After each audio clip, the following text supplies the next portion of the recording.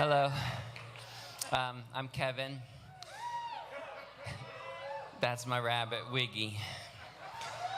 And we like to take long walks on the beach together.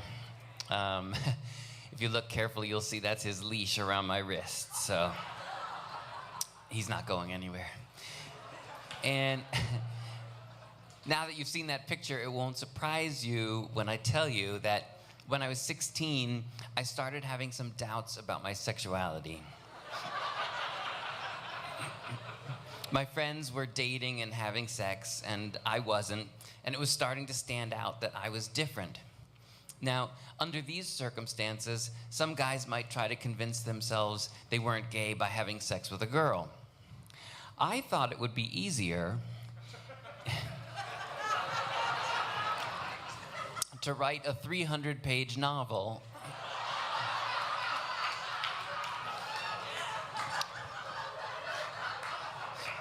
proving I wasn't gay.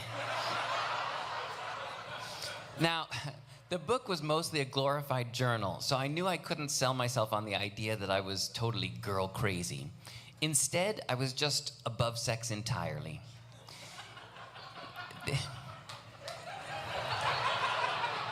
This was a good solution because it not only meant that I wasn't gay, it also meant I was better than other people.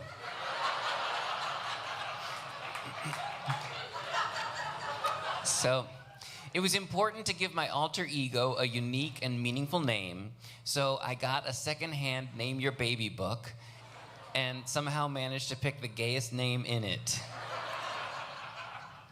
Hadley.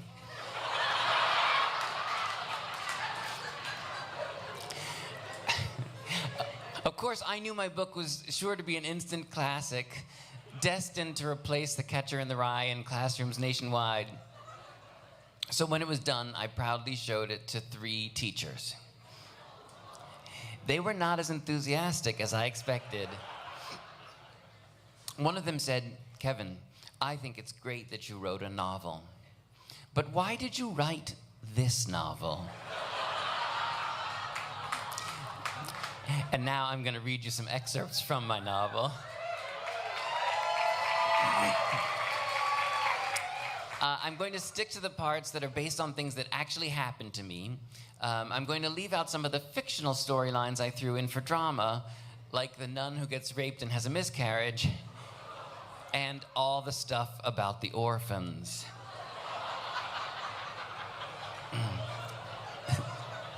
So here it is, Hadley's Playground.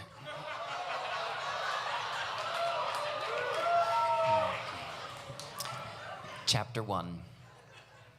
My shrink keeps telling me I'm making excellent progress, but all he wants to talk about is sex. For most people, sex is like tiptoeing through the tulips. But I don't see it that way at all. I see it like some kind of crazy addiction, and it's just, I'd rather take care of it in a more businesslike way. You know, jerking off. I mean, sex is just too confusing, disgusting really, and foolish. I have a lot of trouble with people who spend all their goddamn time thinking about it. So part of my problem is that I had a female friend who wanted to date me, but I didn't want to date her. So we'd go out drinking on the weekend and she'd end up getting it on with some guy while I waited off to the side. It was frustrating for me, but it gave me a lot of material for Hadley to get worked up over. So here are a couple of true stories I put in the book. Chapter 4. We got some vodka and went to the playground to drink it. Lori kept scolding me for using Audrey for her fake ID to get alcohol, but I didn't get it. I mean, nobody blames a baby for using his mother to get milk.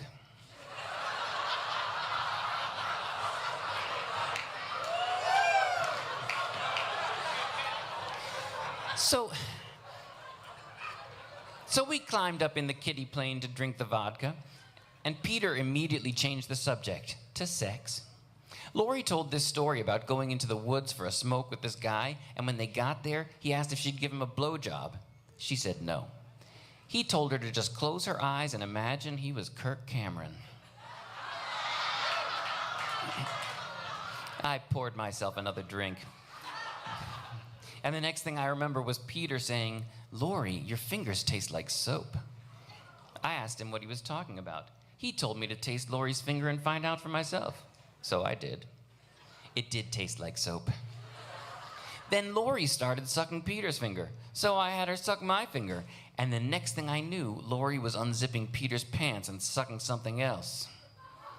And I bet it didn't taste like soap.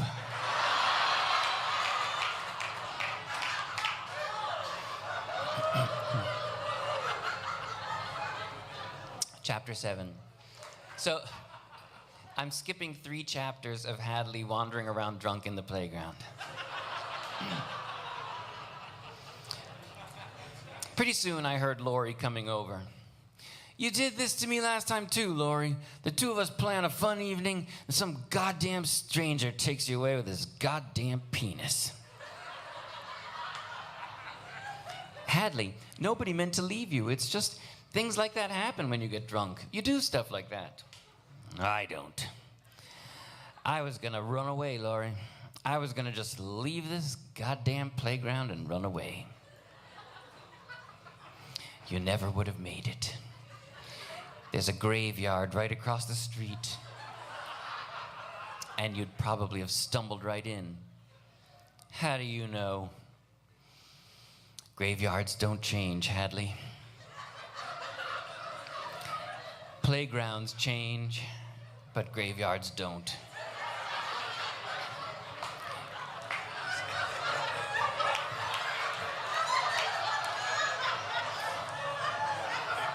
They just get bigger.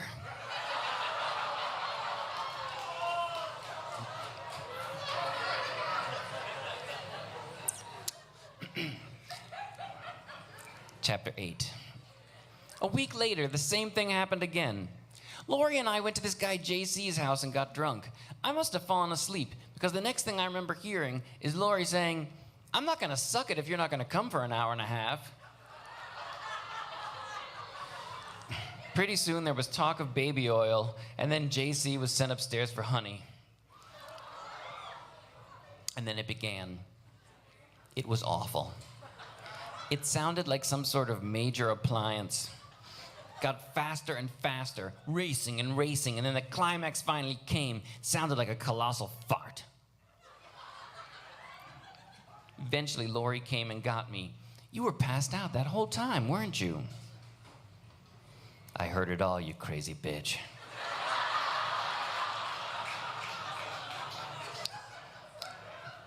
She was my best friend. So eventually I realized I was going to have to confront the whole gay thing head on so I could totally dismiss it. So in chapter 10, I introduced another character, a gay character, based on a friend of ours who had conveniently come out while I was writing chapter 9. Chapter 10. So we went to our usual hangout, which was Denny's. And when Joe went to the bathroom, Lori said, "Hadley, is this all right? I mean, are you comfortable with this? With Joe, I mean." "Yeah, why wouldn't I be?" "Well, Hadley, he's been coming on to you the whole time we've been here." "Has he really?" I never noticed that kind of thing. "Yes, he's been all over you. Are you sure you're okay with that?" "Yeah, why not? I mean, it's not like he's gonna rape me in the middle of Denny's." And it was true. I mean, why should I be uncomfortable around Joe? In fact, it sort of flatters me that Joe is attracted to me. But maybe that does make me strange. I mean, there have been more than a few people before who have asked me if I was gay, including my mother. Just because I don't rape every girl I see, that doesn't make me gay. So, by the time I got to the end of the book, the project was getting harder to control. Hadley was still self-righteous and asexual, but in real life, I had gotten in the habit of stealing Playgirl magazines and beating off to them. Clearly, I wasn't gay, though, so what could it all mean? I decided the problem wasn't that I was gay, but rather that the world was full of gay forces conspiring against me. If Hadley could just confront these faces and conquer them, then everything would be fine for me. So I introduced a new character, Gabe. who has a problem with drugs. And in the book, Hadley and Gabe have become good friends, and they run into each other at a party. So this part of the book is totally fictional. I made this up. None of this ever happened. But I had to write this scene in exactly this way to prove conclusively, once and for all, that I definitely was not gay. And before I read it to you, I want to remind you, I showed this to 3 teachers.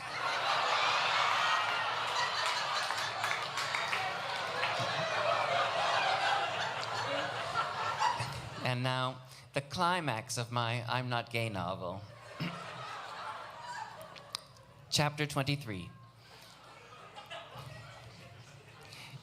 I looked into the bedroom and found Gabe sitting on the floor, stripped down to his underpants. He was filling a syringe. I sneaked up behind him and grabbed him out of his hand. How dare you? I couldn't help it, Hadley. There's nothing left for me but drugs.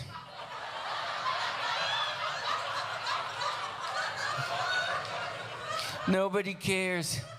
They probably haven't even noticed I'm not there. Well, I noticed, and I came back, and I saved you from yourself. Now get off the floor and into bed.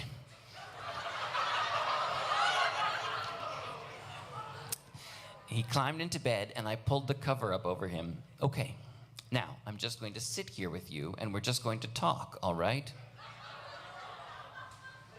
Would you do something for me, Hadley? Yeah? Would you lie here in bed with me, please? I need to be close to someone right now.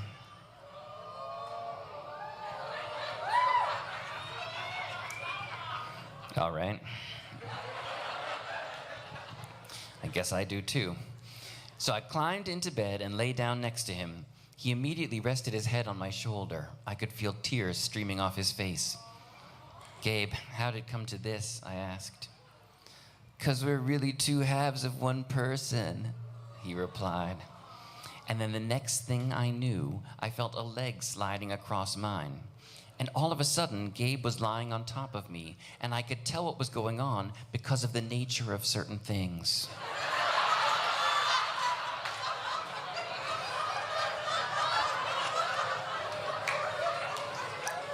If you know what I mean. Hadley, I'm sorry to do this to you. I was just lying there looking at you and I couldn't help myself. I tried. I really did. If you want out, run. Run away. I can't stop this on my own. You have to run or I will take you. I will show you no mercy in this. I can't help it. I love you too much. He leaned down and kissed me a couple times.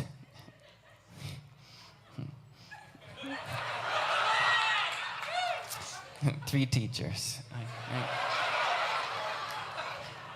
Come on, run.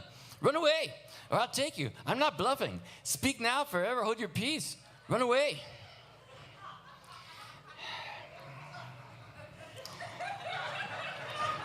Gabe, I could never run away from you. Do what you have to do.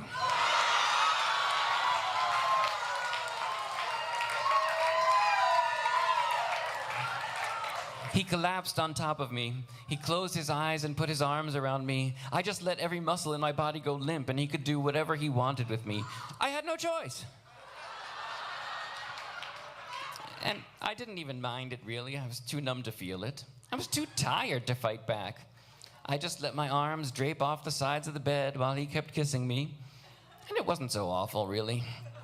And I was sort of flattered, if you want to know the truth. I just closed my eyes and gritted my teeth while he did it. And then, towards the end, I just dug my teeth into the pillow and moaned a little. And then it was over. And I just stayed there with my head in the pillow. I heard a match being struck while he lit up a cigarette. Then I started to turn around, but I was stopped. No, don't. I stayed where I was. Gabe, I let you do it. I know it's going to be hard for you to forgive yourself for all this, but you have to, because what happened here tonight was me using you, not the other way around. I needed to suffer some sort of ultimate degradation. I wanted it, I needed it, and I was going to search for it until I found it. I'm serious. I love you for trying to spare me, but I would never spare myself. And it's over now, and it will never happen again. So, about 6 weeks after I finished my I'm Not Gay novel, I realized I was totally gay.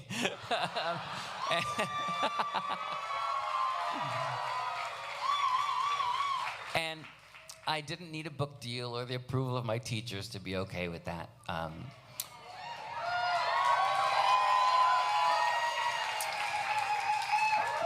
But for what it's worth, I've still never been anally raped by a heroin addict. So,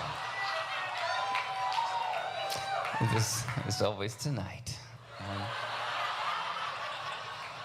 Realistically, the deal was probably sealed the moment I chose the name Hadley for my character. I recently went back to that same Name Your Baby book and looked through it to see what I was thinking. And when I found the name and looked at the definition for it, I really couldn't put it together. I must have thought it was a metaphor for like a blank slate or an empty canvas or something. But what the book actually says is Hadley, uncultivated land.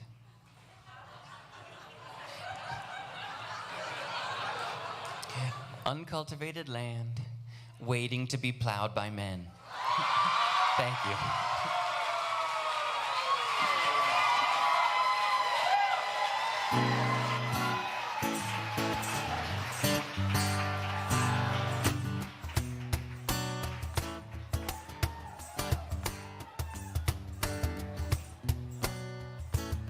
We present the soundtrack to Hadley's Playground.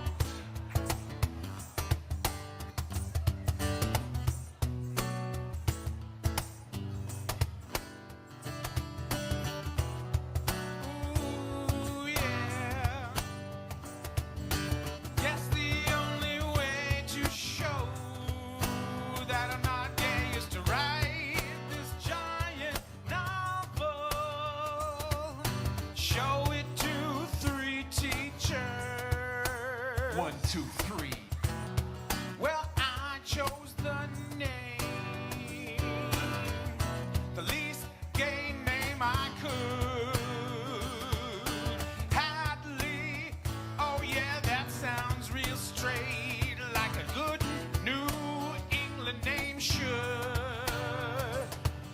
Unfortunately, I was thwarted from the beginning.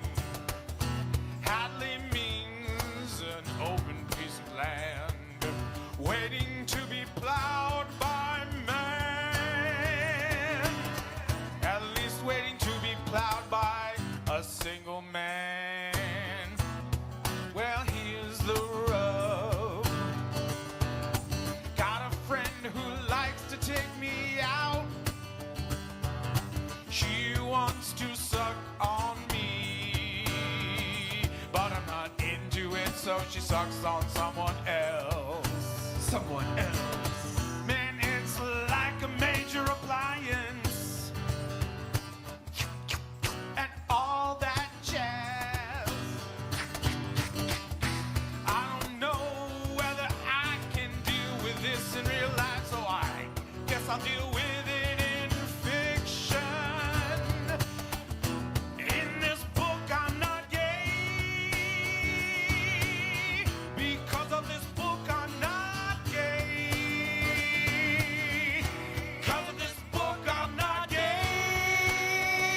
Even though writing this book makes me gay. If we're talking about sex, I could give two shits. Whatever these folks just tiptoeing through the tulips, while her two lips are sucking all his finger. Gross. She wants to suck me. I don't taste like soap.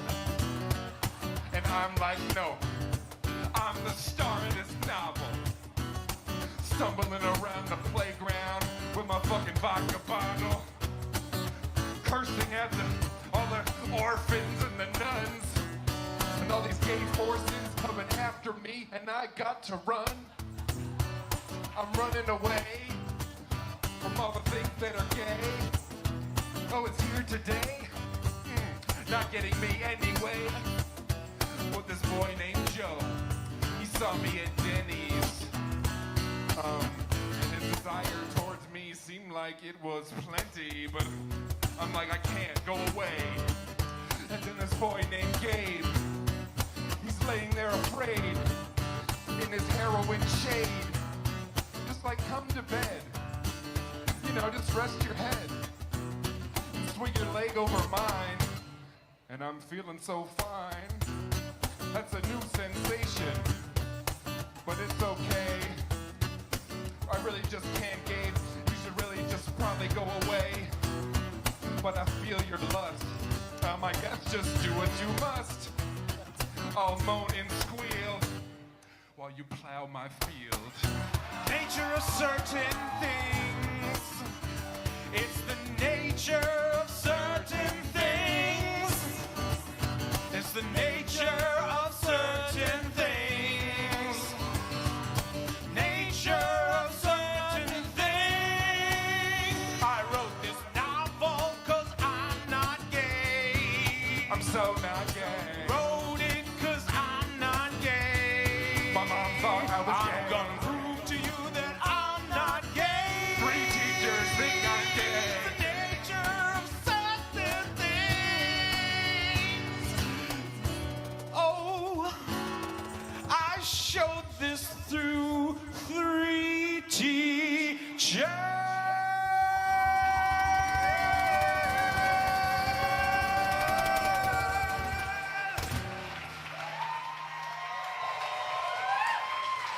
Ladies and gentlemen, please give it up for the Breeze! On percussion, Sanjay, put it on me, Paranani! Vocals and guitar, Olive Junkyard Mitra! Hip-hop lyrical abilities, Brendan Opie Hill!